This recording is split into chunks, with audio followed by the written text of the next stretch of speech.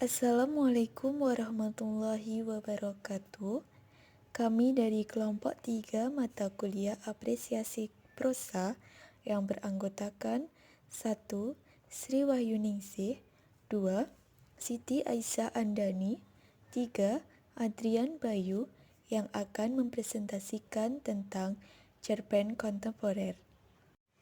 Pengertian cerpen kontemporer.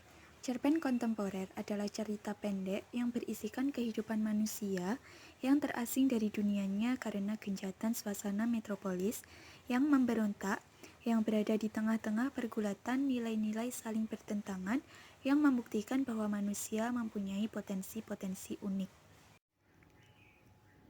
Materi yang pertama yaitu bentuk cerpen kontemporer. Cerpen kontemporer ditulis berdasarkan kepada ide atau gagasan yang orisinil. Cerpen kontemporer tidak fokus pada suatu tema atau bisa dikatakan berpencar.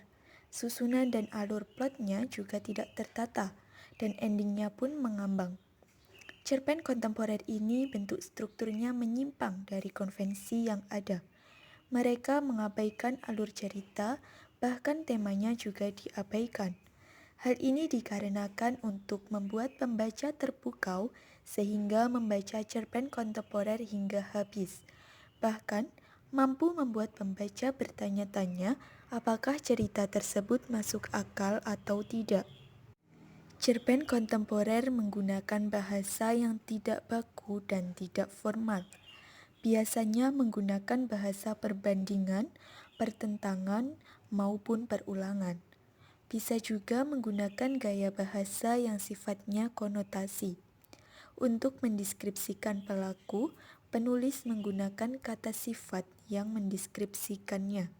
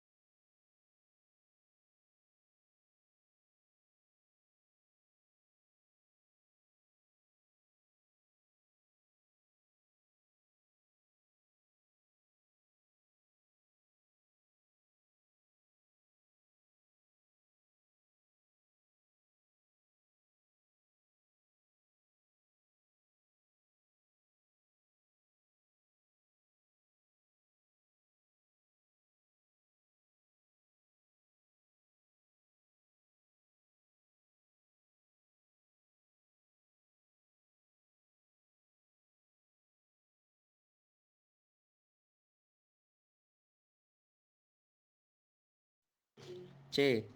Pengarang cerpen kontemporer dan karyanya. Yang pertama ada Budi Dharma. Budi Dharma merupakan dokter sastra yang pernah menjadi rektor IKIP di Surabaya. Beliau adalah seorang sastrawan kontemporer yang melakukan pembaharuan dalam karya sastranya. Karyanya yang terkenal berjudul Raphilus, Orang-orang Bloomington, dan Kritikus Adinan. Kedua, Seno Gumira Adjidharma. Seno Gumira Adjidharma adalah seorang cerpenis, esais, wartawan, dan pekerja teater. Nama samaran yang dimilikinya yaitu Mira Sato. Digunakan untuk menulis puisi sampai tahun 1981. Karyanya yang terkenal yaitu berjudul Srengenge, Patung, Saksi Mata, Istana Tembok Bolong, dan Matinya Seorang Penyanyi Telanjang. Ketiga, Hamsyad Rangkuti. Hamsyad Rangkuti adalah pengarang kelahiran Titik Kuning, Sumatera Utara pada 7 Mei 1943. Karyanya yang terkenal berjudul Lukisan Perkawinan, Nyanyian di Rambung Tua, Bibir dalam Pispot, Nyekar, Maukah ku menghapus bekas bibirnya di bibirku dengan bibirmu, Panggilan Rasul, dan Sampah Bulan Desember. Keempat ada Umar Khaggam. Umar Khaggam lahir pada tanggal 30 April 1932 di Ngawi. Beliau adalah seorang dokter sastra, dosen Universitas Gadjah Mada, dan pengarang. Beliau wafat bulan Desember 2002 di Jakarta. Karyanya yang terkenal yaitu Seribu Kunang-Kunang di Manhattan, Sri Sumurah dan Bawa, Para Priayi, Jalan Menikung, Istriku, Madam Sklits, dan Sang Raksasa. Kelima, Gerson Poik. Karyanya yaitu Jerat, Mutiara di Tengah Sawah, Nostalgia Nusa Tenggara, Kipas Cendana, dan Kuta, Di Sini Cintaku Kerlip-Kerlap. Keenam, Korrie Layun Rampan. Korrie Layun Rampan adalah pengarang dengan segudang predikat, antara lain penyair, cerpenis, novelis, esais, kritikus, penulis cerita anak, dan penerjemah. Yang telah mengembara ke dunia sastra lebih dari 36 tahun ini telah menulis 334 buku, antara lain 58 novel, 62 kumpulan cerpen, 8 kumpulan puisi, 48 buku esai atau kritik, 50 cerita anak, 7 buku teks atau kamus, 7 antologi, dan 100 lebih cerita terjemahan. Karyanya yang terkenal yaitu Kekasih, Matahari Makin Panjang, dan Kayu Naga. 7. Putu Arya Tirtawirya. Karyanya yang terkenal berjudul Pasir Putih, Pasir Laut, Malam Pengantin, dan Pancemplung. 8. Arswendo Atmowiloto. Karyanya yang terkenal yaitu Surat dengan Sampul Putih, Jas yang Kawin 2 kali dan Celana yang Setia, Kucing yang Berubah Menjadi Manusia, Bu Geni di Bulan Desember. Yang ke-9, Yudhistira Andi Nugraha. Karya yang terkenal adalah Penjarakan Aku Dalam Hatimu. Selanjutnya yaitu analisis cerpen Srengenge karya Seno Gumira Adjidharma. Yang pertama yaitu Antilogika. Pada cerpen ini diceritakan tentang berjalannya kehidupan sehari-hari seorang manusia dengan berbagai aktivitas yang beragam sesuai dengan profesinya masing-masing. Semua orang hanya sibuk dengan urusannya sendiri tanpa menghiraukan yang lain. Kebanyakan apa yang dikerjakan adalah mencari uang dan kegiatan lain yang bersifat duniawi. Ada suatu persoalan yang muncul, yaitu ketika pada suatu hari ada kabar bahwa matahari tidak akan terbit lagi. Hal ini terdengar aneh dan asing untuk beberapa orang. Mana mungkin matahari tidak terbit? Padahal matahari terbit itu sudah dapat dipastikan oleh logika. Namun ada sebagian orang yang mulai khawatir dengan adanya kabar tersebut.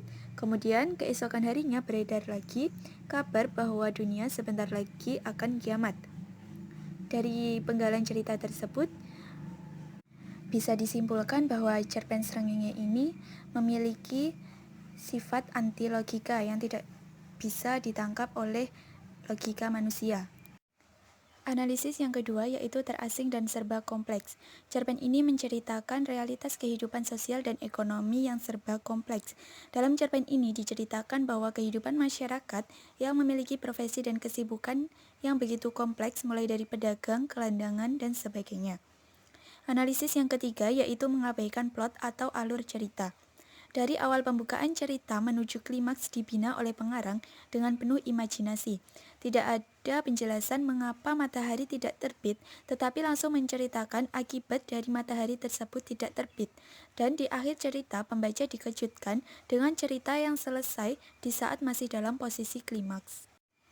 Analisis yang terakhir yaitu anti tokoh.